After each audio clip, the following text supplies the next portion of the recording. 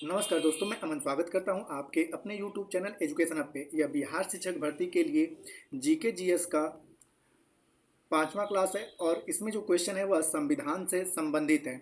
और ये वे क्वेश्चन है जो विभिन्न सारे एग्जामों में पूछे गए हैं और जिन्हें आगामी एग्जामों में पूछे जाने की संभावनाएं हैं। तो चलिए शुरू करते हैं यहाँ पर पहले क्वेश्चन से। तो पहला क्वेश्चन पूछा गया है कि राज्यसभा के संदर्भ में निम्नलिखित में से कौन सा कथन सही नहीं है। तो पहला कह रहा है कि राज्यसभा एक अस्थायी संस्था है, तो यह बिल्कुल सही है। दूसरा कह रहा है कि इसके 1/3 सदस्य प्रत्येक 2 वर्ष पर रिटायर होते हैं, तो यह भी आपका सही है। तीसरा कह रहा है कि राज्यसभा का गठन साल 1998 में हुआ था, तो ये कथन आपका गलत है क्योंकि राज्यसभा का जो गठन हुआ था वह 3 अप्रैल साल 1952 को हुआ था, न कि 58 को। तो इस प्रकार से जो तीसरा वाला स्टेटमेंट है वह गलत है। और अगला कह रहा है कि राज्यसभा के 12 सदस्यों को राष्ट्रपति द्वारा मनोनीत किया जाता है, तो यह भी आपका सत्य है। तो यहाँ पूछा है कौन सा कथन सत्य नहीं है, तो सही आंसर होता है आपका सी वाला कथन सत्य नहीं है, क्योंकि राज्यसभा का जो गठन हुआ था वह 3 अप्रैल साल 1952 को किया गया था। राज्यसभा एक अस्थायी सदन है और इसे उच्च सदन के नाम से भी जाना जाता है। राज्यसभा अस्थायी सदन इसलिए क्योंकि यह कभी भंग नहीं होता है। इसके जो 1/3 सदस्य जो होते हैं प्रत्येक 2 वर्षों पर क्या होते हैं, रिटायर होते हैं। 1/3 सदस्य प्रत्येक 2 वर्षों पर रिटायर होते हैं और इनके सदस्य का कार्यकाल कितने वर्ष का होता है, तो 6 वर्ष का इनके सदस्य का कार्यकाल होता है। राज्यसभा में अधिकतम सदस्यों की संख्या पूछी जाए तो राज्यसभा में अधिकतम सदस्यों की संख्या 250 है और वर्तमान में सदस्यों की संख्या 245 है, जिनमें से 12 लोगों को राष्ट्रपति के द्वारा मनोनीत किया जाता है। तो ये आपके राज्यसभा से संबंधित फैक्ट रहे हैं। बढ़ते हैं अगले क्वेश्चन की तरफ।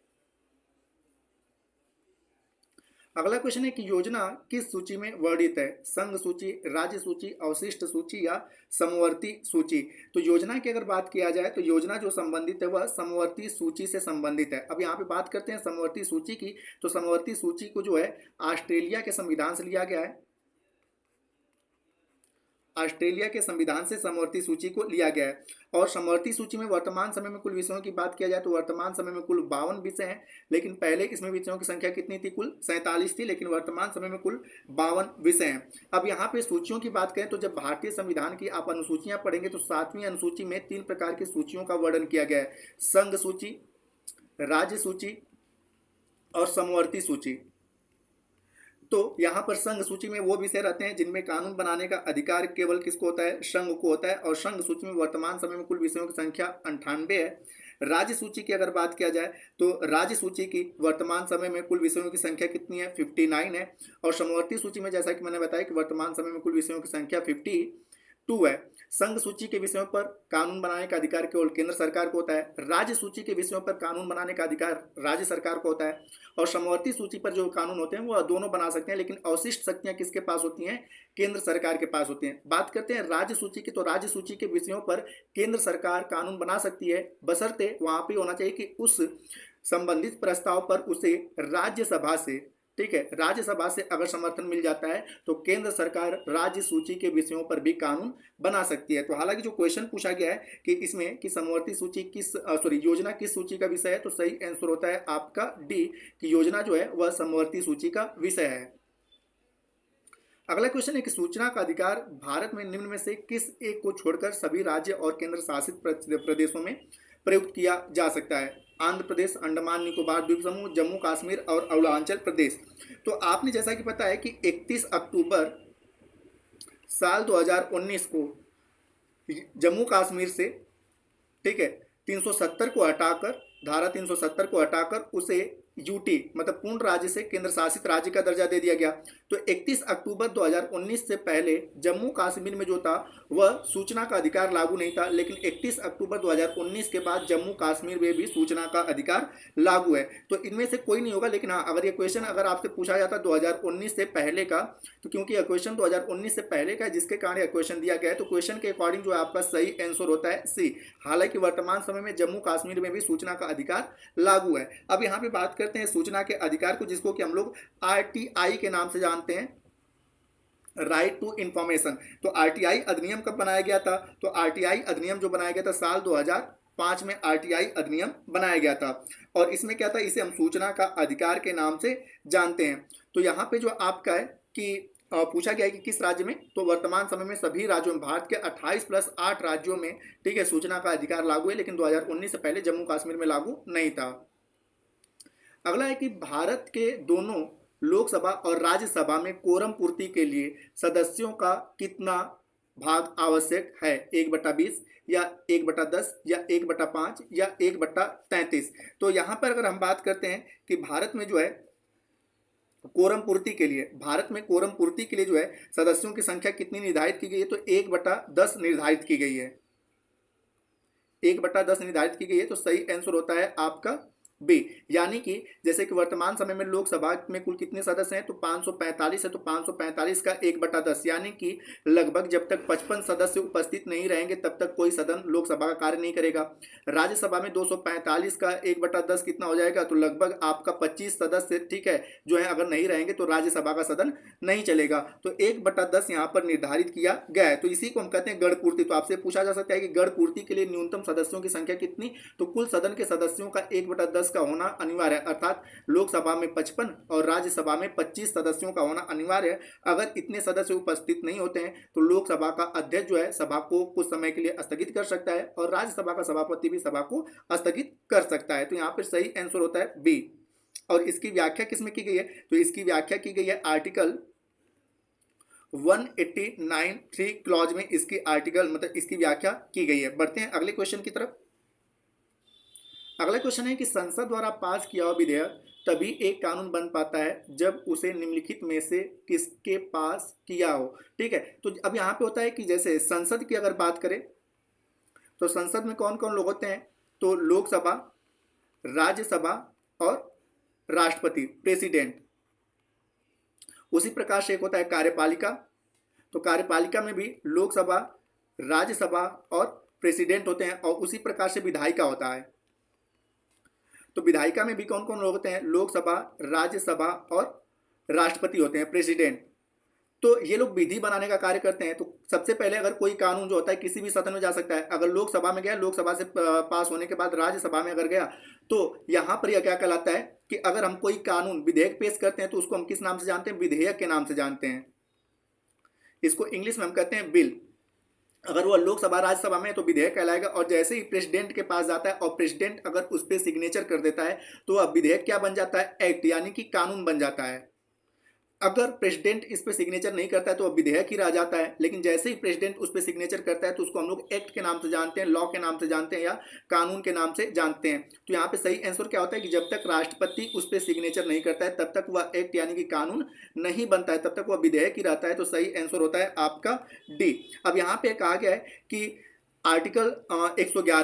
आर्टिकल 111 की अगर हम बात करें तो आर्टिकल 111 के अनुसार संसद के दोनों सदनों द्वारा पारित विधेयक जब राष्ट्रपति के समक्ष अनुमति के लिए रखा जाता है तब वह अपनी अनुमति दे सकता है या अनुमति नहीं दे सकता है, या उसे पुनर्विचार के लिए लौटा सकता है। अगर अनुमति दे दिया तो वह क्या बन गया, एक्ट बन गया।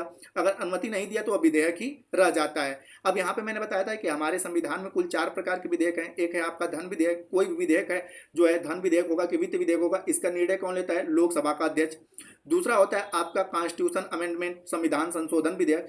तो और तीसरा होता है आपका साधारण सिंपल बिल होता है, और चौथा होता है आपका वित्त विधेयक। तो अब यहाँ पे बताते हैं कि धन विधेयक और संविधान संशोधन विधेयक संबंधी चीजों पर किसी प्रकार का संयुक्त अधिवेशन नहीं बुलाया जाता है। संयुक्त अधिवेशन किस पर बुलाया जाता है, साधारण विधेयक पर और वित्त विधेयक पर। संयुक्त अधिवेशन का प्रावधान किस आर्टिकल में है, तो आर्टिकल 108 में है। बुलाता कौन है, राष्ट्रपति, और अध्यक्षता कौन करता है, लोकसभा का अध्यक्ष। तो बढ़ते हैं अगले क्वेश्चन की तरफ। अगला क्वेश्चन है कि भारतीय संविधान के अंतर्गत निम्नलिखित में से कौन एक भारतीय का मूल अधिकार नहीं है। पहला है कानून के समक्ष समानता का अधिकार, दूसरा है अपना शिक्षण संस्थान बनाने पर प्रतिबंध, तीसरा है धर्म की स्वतंत्रता का अधिकार, और चौथा है भाषण देने की स्वतंत्रता। तो हम यहाँ पे बात करते हैं फंडामेंटल राइट्स की, मौलिक अधिकार की। मौलिक अधिकार को भारतीय संविधान के भाग 3 में रखा गया, जिसका आर्टिकल आता है 12 से 35 तक। और अब यहाँ पे फंडामेंटल राइट्स की बात करें तो शुरुआती दौर में कुल फंडामेंटल राइट्स की संख्या कितनी थी, 7। संपत्ति का अधिकार जो था उसको 44वां कॉन्स्टिट्यूशन अमेंडमेंट के तहत इसको फंडामेंटल राइट से हटाकर लीगल राइट कानूनी अधिकार बना दिया गया, तो जिसके तहत वर्तमान समय में फंडामेंटल राइट्स की संख्या कुल कितनी है? 6 है। अब यहाँ पर जब इन 6 के बारे में पढ़ते हैं तो पहला जो है वह असमानता का अधिकार है, दूसरा है स्वतंत्रता का अधिकार, तीसरा है शोषण के विरुद्ध अधिकार, और चौथा है धर्म की स्वतंत्रता का अधिकार, पांचवा है संस्कृति और शिक्षा संबंधी अधिकार, और छठा है संवैधानिक उपचारों का अधिकार, जिसका आर्टिकल 32 आता है, जिसे भीमराव अंबेडकर ने संविधान की हृदय और आत्मा कहा था। तो जब आप पढ़ते हैं पांचवा मौलिक अधिकार संस्कृति और शिक्षा का अधिकार, जिसका आर्टिकल आता है 29 से 30 आपका संस्कृति और मतलब कि शिक्षा का अधिकार, और इसमें कहा गया है कि जितने भी आपके शेड्यूल्ड कास्ट हैं, मतलब जो शेड्यूल्ड कास्ट हैं और अल्पसंख्यक वर्ग हैं, ठीक है, अल्पसंख्यक वर्ग के लोग अपनी संस्कृति और अपनी शिक्षा को बचाने के लिए, अपने विचार को बचाने के लिए अपना एक स्कूल स्थापित कर सकते हैं, उस पर प्रतिबंधित नहीं किया गया। तो इस प्रकार से आपका बी वाला ऑप्शन गलत होता है, तो सही आंसर है आपका बी। बढ़ते हैं अगले क्वेश्चन की तरफ। तो अगला क्वेश्चन है कि भारतीय संविधान में प्रारंभिक में मौलिक कर्तव्यों का प्रावधान नहीं था, संविधान संशोधन द्वारा संविधान के किस भाग में इसका समावेश किया गया? तो यहाँ पे बात कर रहा है मौलिक कर्तव्य यानी कि फंडामेंटल ड्यूटीज की। तो फंडामेंटल ड्यूटीज जो है वह मूल संविधान का हिस्सा नहीं था, इसे 42वां कॉन्स्टिट्यूशन अमेंडमेंट 1976 के तहत भारतीय संविधान के भाग 4 क में रखा गया। अगर इसके आर्टिकल्स की बात करें तो इसके आर्टिकल जो हैं वह 51 क में है, और शुरुआती दौर में इसमें कुल कितने आपके प्रावधान थे, कितने मौलिक कर्तव्य थे? तो कुल 10 मौलिक कर्तव्य थे। और उसके बाद वर्तमान समय में इसकी संख्या कितनी है? 11वां मौलिक कर्तव्य कौन सा? तो 6 से 14 वर्ष तक के बच्चों को निःशुल्क और अनिवार्य शिक्षा का प्रावधान किया गया, और इसे जोड़ा कब गया? 86वां कॉन्स्टिट्यूशन अमेंडमेंट 2002 के तहत इसे जोड़ा गया। तो वर्तमान समय में कुल फंडामेंटल ड्यूटीज की संख्या कितनी हो गई है? 11 हो गई है। अब यहाँ पूछा जाता है कि फंडामेंटल ड्यूटीज को किसकी अनुशंसा पे जोड़ा गया था? तो सरदार स्वर्ण सिंह समिति की अनुशंसा पर फंडामेंटल ड्यूटीज को जोड़ा गया था।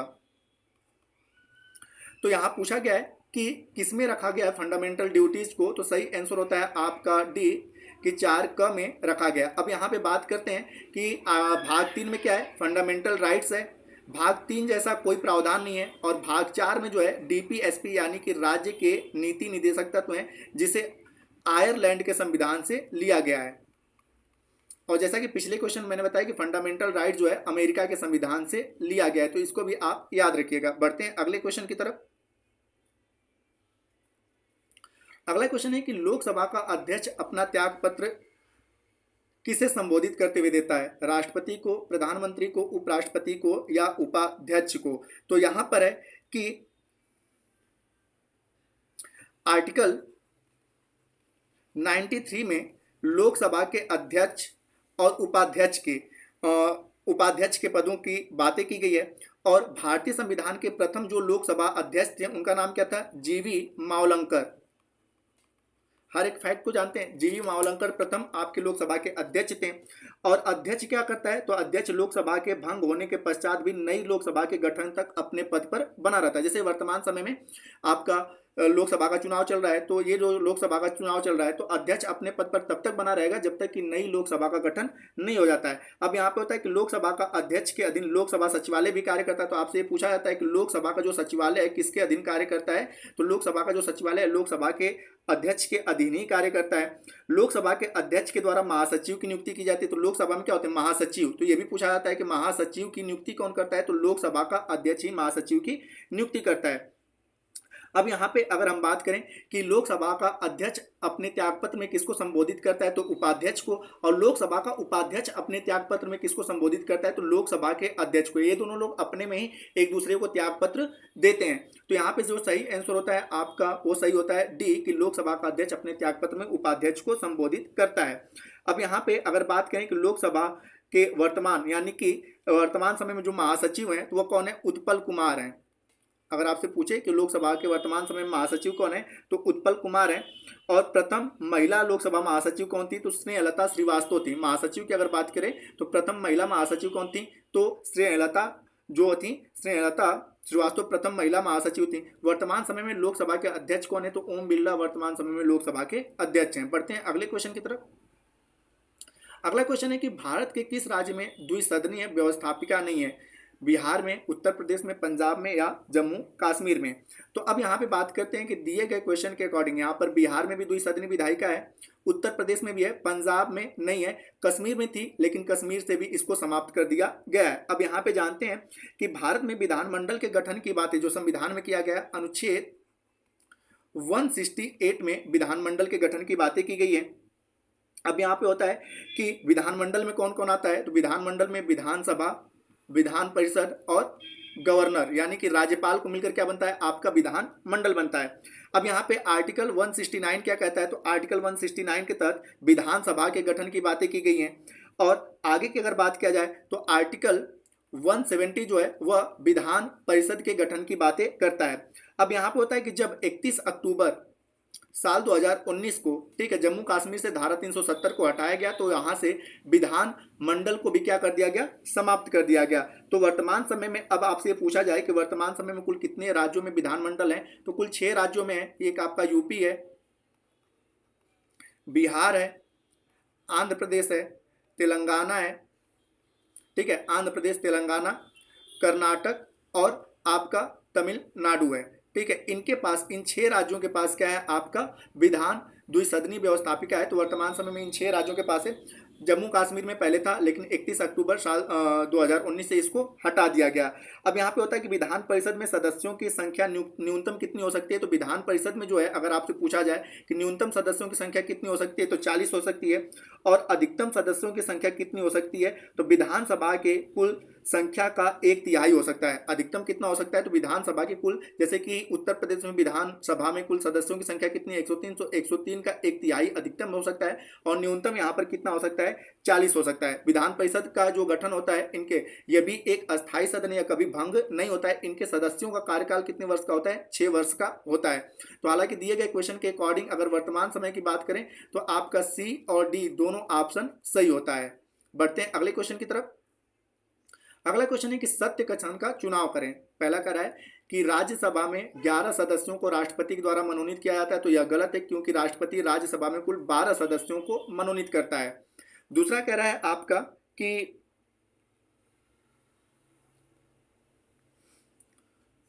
प्रत्याशी को उसी राज्य का होना चाहिए जहां से वह राज्यसभा का चुनाव लड़ रहा हो। तो यहाँ पर जो होता है कि यह भी कथन सत्य नहीं है, ठीक है, प्रत्याशी कहीं से भी चुनाव लड़ सकता है राज्यसभा के लिए। चौथा है कि राज्यसभा को भंग किया जा सकता है, तो यह गलत है क्योंकि जैसा कि मैंने बताया कि राज्यसभा का 3 अप्रैल साल 1952 से गठन किया गया है और यह आज तक कभी भंग नहीं हुआ है, इसलिए राज्यसभा को अस्थायी सदन कहा जाता है, ठीक है। तो इस प्रकार से यह भी गलत है।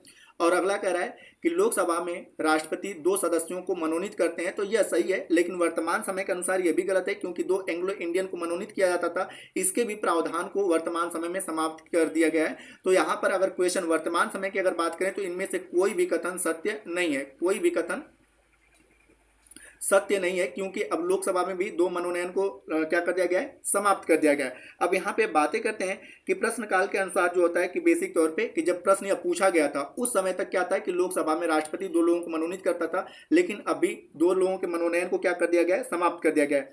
और यह किसके तहत समाप्त किया गया, तो भारतीय संविधान में 104वां कॉन्स्टिट्यूशन अमेंडमेंट होता है और उसके तहत, ठीक है, 2 लोगों के मनोनयन को क्या कर दिया जाता है, लोकसभा से समाप्त कर दिया जाता है। आगे आपका कि इसकी व्याख्या किसमें की गई थी कि राष्ट्रपति, आर्टिकल 331 में कहा गया था कि राष्ट्रपति लोकसभा में 2 एंग्लो इंडियन को क्या करेगा, मनोनीत करेगा, लेकिन संविधान संशोधन 104वां जो संविधान संशोधन हुआ उसके तहत इसको समाप्त कर दिया गया। आगे की अगर बात करें कि आर्टिकल 18 में, ठीक है, अनुच्छेद